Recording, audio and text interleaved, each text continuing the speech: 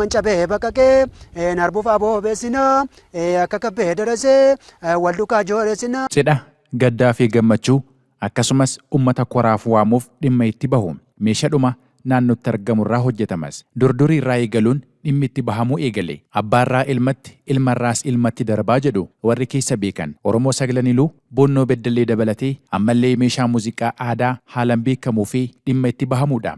Leemmana gaheerraa qophaa'am. Oromoon godina boonnoo beddellee keessa jiraatu wayita ayyaanaa fi cidhoota gurguddaa keessuma wayita sirbi durbaa sirbamu leemman kanatti dhimma bahaa jedhu jiraattonni godinichaa aanaa deeggaa obbo Dassaalany Ittafaa fi obbo Mokonnin Guddataa.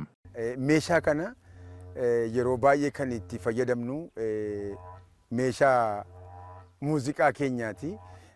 Meeshaa aadaa kan shamarran dardarran ijoolleen durbaa yeroo cidhoolii gurguddaan jiran yeroo cidha gurguddaan taasifamu kan jarri ittiin wal waamanii walitti dhufanii ittiin sirbanidha jechuudha. Akkaataa akka alaarmiiti yookaan immoo akka namni bakka adda addaatti dhaga'ee dhufutti fayyada sirba sana tun dhaabbatiin dura. Inni lammaffaa sirba kanaa fi sagalee sirba kanaa jijjiiruudhaan ho'isuudhaan miidhagsuudhaan baay'ee gahee guddaa taphata jechuudha. Kanaaf leemman gahee guddaa qaba. Kanaaf egaa dargaggeessi gaafa sirbus maal jedha sirba keessatti maqaa isaa gaafa dhaan jira jechuudha.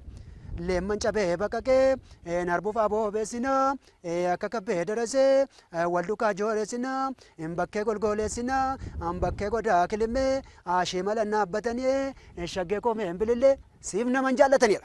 Meeshaan muuziqaa dhumdhuma lama yookiin meetira tokko dheeratu kun biqiltuu uumamaa naannootti argamurraa hojjetama. Barri tajaajila isaas laayyoo miti. Dhalootaa dhalootatti daddarbuu danda'a. Akkaataan inni itti qophaa'us seera mataasaa qaba. Biqilaa uumamaarraati kan inni uumamu. Biqilaa uumamaa gosa shomboqqoo fakkaatee kan biqilu jira. Shomboqqoo caalaa baay'ee furdata. Dheeraadha mukti isaa jechuudha. Keessoon isaa banamaadha. Akkuma amma sagalee dabarsu kana akkuma amma qilleensa of keessa dabarsee sagaleef kana fakkaatu uumu kana keessoon isaa banamaadha jechuudha. Muka leemman jedhamu jira jechuudha. Muka leemman jedhamu kun gosa shomboqqoo fakkaatee keessi isaa uraadha. Muka sanarraa hojjetama jechuudha. Leemman irraa hojjetama. Kanaaf leemman jedhama. Sagaleen leemman kana keessaa bahuu fi kan dibbee wal simatee sagalee addaa qalbii namaa boojuu kana fakkaatu kenna. Kana bira kan jiru dibbeetu jira kan harkarra kaa'amee ittiin rukutamu kan isheen shamarranii ittiin rukutattee samagalee kanaatii wajjin wal sinsiibtee kan isheen ittiin sirbitutu jira jechuudha.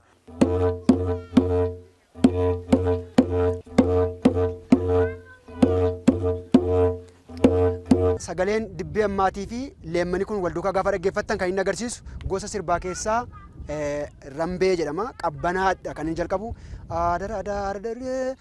Debbee keedaa hidhawee akiraara akkoo jedhee naafodoo gaalee galee yaa'itaana akkoo jedheedha.